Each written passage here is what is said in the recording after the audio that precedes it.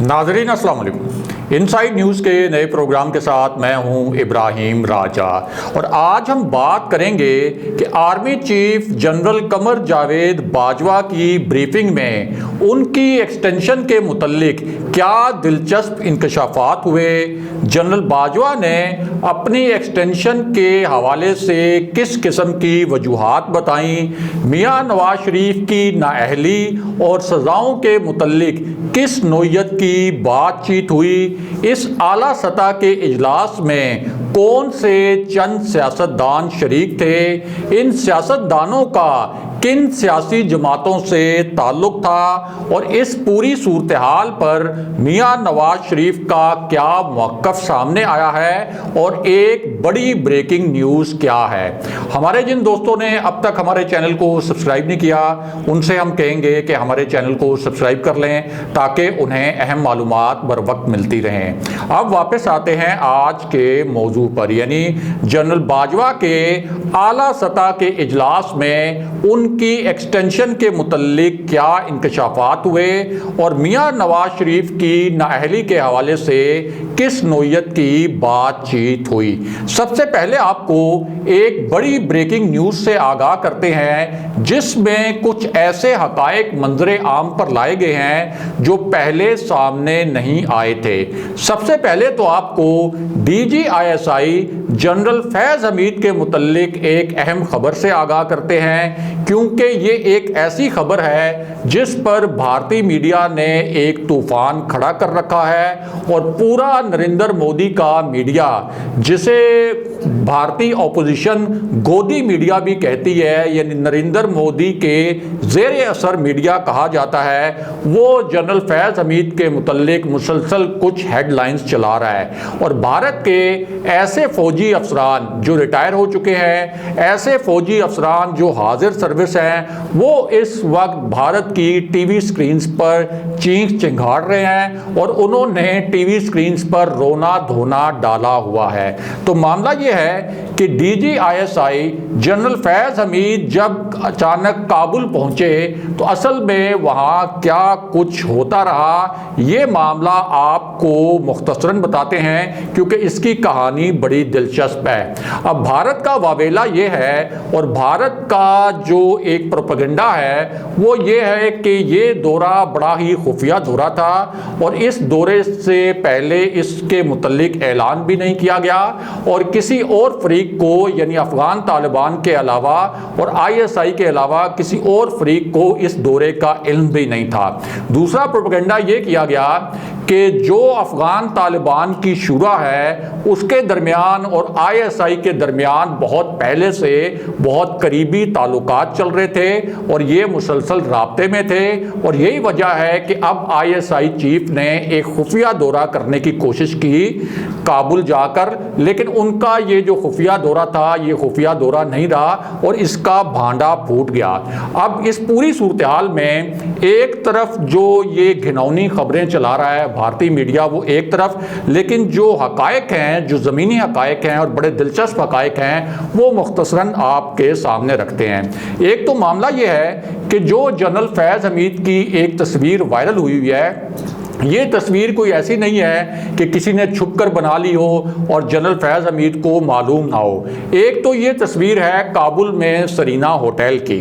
और जनरल फैज़ हमीद की जो तस्वीर इस वक्त सोशल मीडिया पर बहुत ज़्यादा वायरल है, जो कि इंडियन मीडिया की टीवी स्क्रीन्स के ऊपर बहुत ज़्यादा चलाई जा रही है बार बार, वो असल में सरीना होटल की है और सरीना होटल में इस वक्त जो इंटरनेशनल मीडिया है उसके सहाफ़ी भी मौजूद हैं। पाकिस्तान के कई टीवी चैनल्स ऐसे हैं जिनके सहाफ़ी भी इस वक्त वहाँ पर मौजूद हैं। तो ये तो सवाल ही नहीं पैदा होता था कि DGISI सरीना होटल में जाएं और वहाँ वो अपने इस दौरे को खुफिया रख सकें। एक तो इसमें अहम बात यह है कि जब भी इस किस्म का हाई प्रोफाइल अस्करी नोयत का विजिट होता है तो उसका बहुत पहले ऐलान नहीं किया जाता। फिर अफगानिस्तान में इस वक्त जो सिक्योरिटी की सूरत हाल है वो जाहिर है कि अच्छी नहीं है। अफगान तालिबान ने पूरी तरह कंट्रोल नहीं संभाला।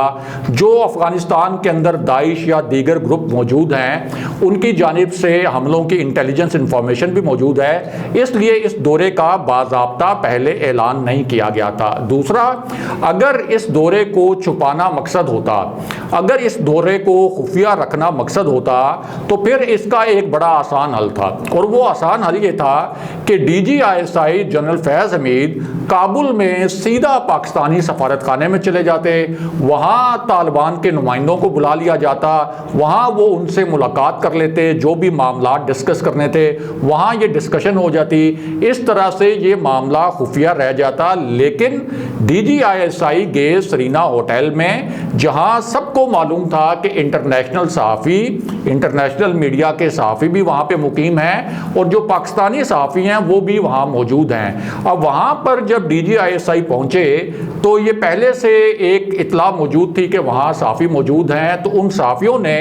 कुछ सवालात किए DGISI जनरल फैज़ हमीद से, और इस दौरान कुछ पाकिस्तानी सहाफ़ियों ने भी सवाल किए और कुछ जो इंटरनेशनल मीडिया के सहाफ़ी हैं उन्होंने भी जनरल फैज़ हमीद से कुछ ट्रिकी यानी पेचीदा सवालात करने की कोशिश की, और इन सवालात के जनरल फैज़ हमीद ने मुख्तसर मगर बड़े मुदल्लल जवाबात दिए। एक तो उनका ये कहना था, यानी जब इंटरनेशनल मीडिया के नुमाइंदों ने उनसे सवालात किए कि आपका ये जो अचानक विज़िट है इसका क्या मकसद है, और ख़ास तौर पर एक ऐसी सूरत हाल में ये तो एक आपके लिए सिक्योरिटी रिस्क भी हो सकता था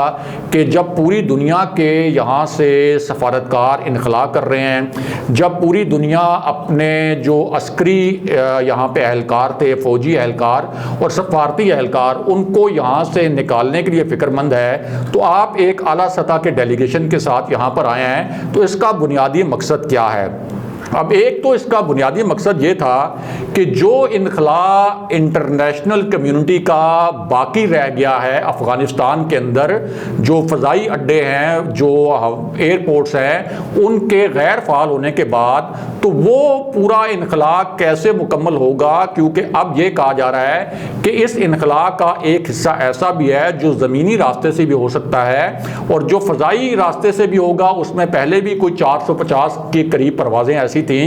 जो काबुल से इस्लामाबाद तक ऑपरेट की गई थी। तो इस हिस्से पर भी डिस्कशन करनी थी कि अब क्या मैकेनिज्म होगा, यानी अब जब अफगानिस्तान के एयरपोर्ट्स बंद हो चुके हैं तो फिर ये इनखला कैसा होगा, एक तो कैसे होगा, एक तो इस पर डिस्कशन होनी थी। दूसरी जो पाकिस्तान के हवाले से बहुत अहम डिस्कशन होनी थी वो ये थी कि पाक अफगान बॉर्डर के ऊपर जो सिक्योरिटी एक मैकेनिज्म नए सिरे से तश्कील देना पड़ेगा, उसके क्या खदोखाल होंगे, क्योंकि पाकिस्तान के लिए ये बहुत अहम है कि 98% जो पाक अफगान बॉर्डर है उसके ऊपर तो हमने बाड़ लगाई है, और अब अफगान तालिबान के आने के बाद ये यकीन दहानी भी करवाई गई है पाकिस्तान को कि तहरीक तालिबान पाकिस्तान को अफगानिस्तान की सरजमीन इस्तेमाल नहीं करने दी जाएगी पाकिस्तान के ख़िलाफ़। लेकिन फिर भी बॉर्डर मैनेजमेंट के हवाले से अफगान तालिबान के साथ डिस्कशन करना बहुत अहम था, क्योंकि 2 अटैक्स अफगान तालिबान के आने के बाद भी अफगान सरजमीन से पाकिस्तान की सरजमीन पर हो चुके हैं। तो दूसरा जो उनके विजिट का नुक्ता था वो ये था, ये भी उन्होंने वहाँ पर ब्रीफ किया। तीसरा उनका ये कहना था कि यहाँ पर हमने जो पाकिस्तान के सफ़ीर हैं उनसे भी मुलाकात करनी है, और यहाँ जो इस वक्त एक सफारती एक्टिविटी है उस हवाले से भी ब्रीफिंग लेनी है कि जो इंटरनेशनल कम्युनिटी है वो इस वक्त अफगानिस्तान के बारे में क्या सोच रही है। जो ऐसे वहाँ पर अभी भी सफारती मिशंस मौजूद हैं, यानी कई सफारती मिशंस तो ऐसे हैं जिनको मुकम्मल तौर पर ख़त्म कर दिया गया है, लेकिन कुछ सफारती मिशंस ऐसे भी हैं जिनको सिर्फ महदूद किया गया है, वो मुकम्मल तौर पर ख़त्म नहीं किया गया। तो उस हवाले से भी जनरल फैज़ हमीद ने एक ब्रीफिंग लेनी थी जो काबुल में पाकिस्तानी सफ़ीर हैं। तो इस हवाले से जनरल फैज़ हमीद ने वहाँ पर सहाफ़ियों को अवॉइड करने के बजाय बड़े कॉन्फिडेंस के साथ मुस्कुराते हुए उनके सवालों के जवाबात भी दिए, उनके साथ चाय वगैरह भी पी, और कोई ऐसा मामला नहीं था जिस तरह के इंडियन मीडिया इसको उछाल रहा है कि ये एक कोई खुफिया विजिट था। और साथ ही ये भी कह रहा है कि असल में तो अफ़गान तालिबान की फतह नहीं है अफ़गानिस्तान के अंदर, ये ISI की फतह है, और ISI ने अफ़गान तालिबान की इतनी मदद की जिसकी वजह से अफ़गान तालिबान ने पूरा अफ़गानिस्तान पर कंट्रोल हासिल कर लिया और काबुल से भी अमेरिकी कब्ज़ा छुड़ा लिया। यानी एक तरह से वो आईएसआई की जो सलाहियतें हैं उनका एतराफ़ भी कर रहा है भारतीय मीडिया खुद इनडायरेक्टली कि आईएसआई कितनी एक प्रोफेशनल एजेंसी है। चलें, ये बात तो कम से कम आप कह सकते हैं कि इनडायरेक्टली ही सही कि भारतीय मीडिया ने इस बात का एतराफ़ कर लिया। दूसरा, आपको एक और बड़ी खबर यह है कि एक ऐसा ऐलान किया गया है यूरोपीय यूनियन की जानिब से अफ़गान तालिबान के लिए, जिसको अफ़गान तालिबान के लिए एक मनफी पेशरफ्त करार दिया जा रहा है। और वो ऐलान ये है कि यूरोपीय यूनियन के जो वज़राए ख़ारजा हैं उनका इजलास हुआ था अफ़गानिस्तान की सूरत हाल पर, ख़ास तौर पर अफ़गान तालिबान के एटीट्यूड के हवाले से जो उन्होंने कमिटमेंट्स की थी इंटरनेशनल कम्युनिटी के साथ। और अब उन्होंने बाज़ाब्ता ऐलान किया है कि वो अफ़गानिस्तान में तालिबान की हुकूमत को तस्लीम नहीं करेंगे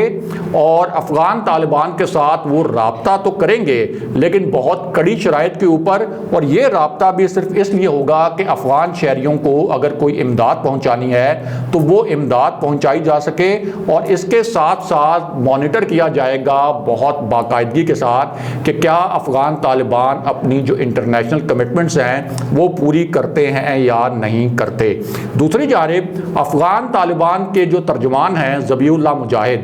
और उन्होंने भी एक बड़ा इंटरेस्टिंग स्टेटमेंट दिया है। ये पहले मंजर आम पर नहीं आते थे, लेकिन जब से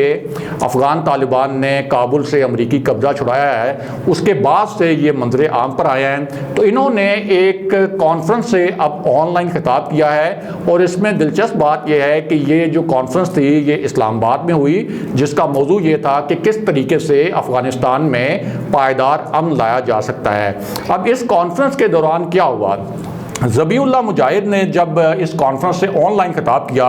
तो उन्होंने ये कहा कि हम ये चाहते हैं कि सी पैक यानी चीन पाकिस्तान जो राहदारी है इसके अंदर अफ़गानिस्तान को भी शामिल किया जाए, क्योंकि हमें मालूम है कि सी पैक जो है वो चीन के लिए और पाकिस्तान के लिए खुशहाली का रास्ता है। इसलिए हम चाहेंगे कि चीन और पाकिस्तान इस बात पर गौर करें कि अफ़गानिस्तान को भी इस सी पैक के साथ मुंसलिक करें, ताकि हम भी चीन और पाकिस्तान के साथ सी पैक के जो फ़वाइद हैं वो हासिल कर सकें। बहरहाल अब वापस आते हैं कि जनरल बाजवा के इजलास में उनकी एक्सटेंशन के हवाले से क्या इंकशाफात हुए और मियाँ नवाज शरीफ की नाअहली के मुतल्लिक किस किस्म की बातें हुई। तो मामला ये है कि एक आला सतह की फ़ौजी ब्रीफिंग हुई, और इसमें जहाँ दीगर आला फ़ौजी हुकाम मौजूद थे वहाँ खुद army chief general Qamar Javed Bajwa भी इसी ब्रीफिंग में शरीक थे। और इस ब्रीफिंग में दो सेशन थे, यानी एक सेशन तो ये था कि जिसके अंदर army chief general Qamar Javed Bajwa ने खुद ब्रीफिंग देनी थी, उनके साथ जो दीगर अस्करी हुकाम है उन्होंने भी ब्रीफ करना था, और फिर एक सवाल जवाब का सेशन भी रखा गया था ताकि इस ब्रीफिंग के जो शुरका हैं जिनको ब्रीफिंग दी जा रही है वो कुछ सवालात भी कर सकें और फिर अस्करी क़यादत उन सवालात के जवाबात भी दे। अब ये जो ब्रीफिंग थी इसमें अफ़गान उमूर पर भी बात हुई, यानी अफ़गानिस्तान से जो रिलेटेड इशूज़ हैं उनके ऊपर भी ब्रीफ किया गया। इसी तरह अफ़गान तालिबान के काबुल में आने के बाद जो पाकिस्तान के बॉर्डर्स पर खदशात हो सकते हैं उस हवाले से भी कुछ सवालात किए गए, और जो खदशात हैं पाकिस्तान के उनके ऊपर भी बात की गई। और ये जो ब्रीफिंग थी इस ब्रीफिंग में मुस्लिम लीग नून, पीपल्स पार्टी और दीगर जो जमातें हैं उनके सियासतदान भी थे। अब इसी ब्रीफिंग में कुछ सियासी जो सवाल थे वो सियासी सवालात भी पूछे गए इनडायरेक्टली, और आप कह सकते हैं कि इशारों कनायों में। अब मुस्लिम लीग नून की जानिब से इस ब्रीफिंग में मुशाहिद हुसैन सैयद मौजूद थे, बरजीस तायर मौजूद थे, शहरी रहमान पीपल्स पार्टी की जानिब से मौजूद थी, राजा परवेज़ अशरफ मौजूद थे। तो इस ब्रीफिंग में बताया ये गया कि जब एक तरफ अफ़गानिस्तान की सूरत हाल पर डिस्कशन हुई, फिर जो पाक इंडिया रिलेशंस है उनके ऊपर भी डिस्कशन हुई, कश्मीर पर भी डिस्कशन हुई, तो इसी पूरी डिस्कशन के दौरान army chief general Qamar Javed Bajwa की एक्सटेंशन का मामला भी ज़ेरे बहस आ गया। अब इस ब्रीफिंग के दौरान इस एक्सटेंशन के मुतल्लिक क्या बताया गया कि वो क्या वजूहात थी जिनकी बिना पर आर्मी चीफ ने ये एक्सटेंशन लेना कबूल किया। तो बताया ये गया कि जनरल बाजवा असल में ये चाहते थे कि जिस वक्त उनका पहला टेन्योर ख़त्म हो रहा था उस वक्त एक तो पाक अफ़गान बॉर्डर पर फेंसिंग हो रही थी, फिर वहाँ पर एक सिक्योरिटी मैकेनिज़्म जो है वो तश्कील दिया जा रहा था जो कि अभी मुकम्मल नहीं हुआ था। तो एक तो वो बॉर्डर जो है मुकम्मल तौर पर सिक्योर करना था, दूसरा जाहिर है कि LOC पर इंडिया की बहुत ज़्यादा खिलाफ वर्जियाँ हो रही थी इंडिया की जानिब से सीज़ फायर की, और बहुत ही इश्ताल अंगेज़ इक़दाम किए जा रहे थे। तो एक तरफ आपका अगर अफ़गान बॉर्डर भी हॉस्टाइल हो जाए, दूसरी जानिब LOC जो है वो आपकी ऑलरेडी हॉस्टाइल हो, तो पाकिस्तान को इस पूरी सूरत हाल में अंदरूनी जो ख़तरात हैं उनके चैलेंजेस से भी निपटना था, क्योंकि यहाँ पाकिस्तान की सरजमीन पर भी जो हॉस्टाइल एजेंसीज हैं वो एक घिनौना खेल खेल रही थी। तो इस पूरी सूरत हाल में जो पाकिस्तान के दो बॉर्डर्स हैं यानी मशरकी बॉर्डर और मगरबी बॉर्डर, इनको महफूज बनाने के लिए जो एक नया सिक्योरिटी मैकेनिज़्म तश्कील देना था वो ज़रूरी था कि उसमें क़यादत का तसलसल रहे, क्योंकि कुछ इनिशिएटिव्स ऐसे थे जो कि army chief general Qamar Javed Bajwa ने खुद लिए थे। तो उस पूरी सूरत हाल की वजह से army chief general Qamar Javed Bajwa ने इस एक्सटेंशन को कबूल किया, इस ब्रीफिंग में बताया गया। और जनरल बाजवा के मुतल्लिक एक अहम बात यह भी है कि जब उन्हें आर्मी चीफ बनाया गया था मुस्लिम लीग नून के दौर में, तो उस वक्त इसहाक डार ने सहाफ़ियों को एक ब्रीफिंग के दौरान ये बताया था कि आर्मी चीफ जनरल बाजवा को उनका तकर्रुर करने की असल वजह यह है कि मुस्लिम लीग नून ये समझती है कि वो एक जमहूरियत पसंद जर्नैल हैं। ये इसहाक डार के अल्फाज थे। अब इसी दौरान चूंकि ये एक डिस्कशन हो रही थी, एक्सटेंशन के मामले पर भी कुछ बातचीत हो गई, तो कोई इनडायरेक्टली बात जो है वो फिर मियां नवाज शरीफ के मामले पर भी हो गई कि अदालतों के मामलात पर भी। तो इसी ब्रीफिंग में जब ये डिस्कशन हो रही थी तो फिर ये मामला भी सामने आया और ये कहा गया कि ये जो एक तासुर है कि कोई फ़ौजी क़यादत इन्वॉल्व थी मियां नवाज शरीफ की नाअहली में, या जो अदालतों के मामलात थे मियां नवाज शरीफ के हवाले से या मरियम नवाज़ के हवाले से, उसके अंदर जो इल्ज़ामात वगैरह लगाए जाते हैं या जो इस तरह का तासुर दिया जाता है, तो इस ब्रीफिंग में ये डिस्कस किया गया और ये बताया गया कि मियां नवाज शरीफ के हवाले से जो एक पैनामा स्कैंडल आया था वो तो जाहिर है कि एक इंटरनेशनल मीडिया वो स्कैंडल सामने लेकर आया था। उसके बाद जो अदालतों के मामलात थे वो अदालतों ने देखने थे, उन्होंने सही फैसला किया, गलत किया, ठीक किया, जो भी किया वो सब कुछ अदालतों ने देखना था। तो उससे फौज का किसी किस्म का कोई ताल्लुक हो नहीं सकता था, वो एक इंटरनेशनल स्कैंडल था। तो इंटरनेशनल स्कैंडल में पाकिस्तान की फौज जो है उसको कैसे इन्फ्लुएंस कर सकती थी। उसके बाद जो कुछ हुआ वो सुप्रीम कोर्ट में हुआ, तो सुप्रीम कोर्ट में जाकर पाक फौज जो है वो इस पूरे मामले को कैसे इन्फ्लुएंस कर सकती थी। और इसमें दिलचस्प बात यह है कि मुस्लिम लीग नून के जो रहनुमा वहाँ पर मौजूद थे उनमें से किसी ने भी इस बात को कॉन्टेस्ट नहीं किया, या एक जो बयानिया मुस्लिम लीग नून ने बाहर बनाया हुआ है कि 2018 के इंतखाबात में मुबैना धांधली के जो इल्ज़ामात वो फ़ौज पर लगाते हैं और ये कहते हैं कि जनरल बाजवा ने धांधली करवाई, जनरल फैज़ ने धांधली करवाई, तो वहाँ इन्होंने ना तो इस हवाले से कोई बात की और ना ही इस हवाले से कि बाद में जो मुस्लिम लीग नून ने जनरल बाजवा की एक्सटेंशन की हमायत की थी पार्लियामेंट के अंदर, यानी एक ऐसी सूरत हाल में जब वो ये इल्ज़ाम भी लगाते हैं कि जनरल बाजवा ने 2018 का इलेक्शन रिग करवाया, जनरल फैज़ ने 2018 का इलेक्शन रिग करवाया, और दूसरी जानिब जनरल बाजवा की एक्सटेंशन की हमायत भी की। तो इस हवाले से भी पूरा जो मुस्लिम लीग नून का एक अंदरूनी कैंप है उनको भी मालूम है कि मियां नवाज शरीफ ने उस वक्त असल में ख्वाजा आसिफ के कहने पर एक डील करने की कोशिश की थी, जो कि ख्वाजा आसिफ ने उनको कोई गलत तवक्कुआत उनको ये बताया था कि अगर हम इस एक्सटेंशन की हमायत कर दें तो उससे हमें कोई रिलीफ मिलेगा, लेकिन वो एक गलत तवक्कुआत बांधी गई थी। बाद में मोहम्मद ज़ुबैर को भेजा भी गया था जनरल बाजवा और जनरल फैज़ हमीद के पास, लेकिन उन्हें भी यही जवाब दिया गया था जो कि इस ब्रीफिंग में डिस्कस हुआ कि मियां नवाज शरीफ के जो मामलात हैं वो अदालती मामलात हैं, वो अदालत में हल होंगे, और जो आइनी मामलात हैं यानी जो पार्लिमानी मामलात हैं वो पार्लियामेंट में हल होंगे। ये उस वक्त भी जनरल बाजवा की जानिब से जवाब दिया गया था मोहम्मद ज़ुबैर को। और इस ब्रीफिंग के अंदर भी जब इनडायरेक्टली इस हवाले से बात हुई तो फौज का यही कहना था कि इन अदालती मामलात से फौज का किसी किस्म का कोई लेना देना नहीं। अगले प्रोग्राम तक के लिए खुदा हाफिज़।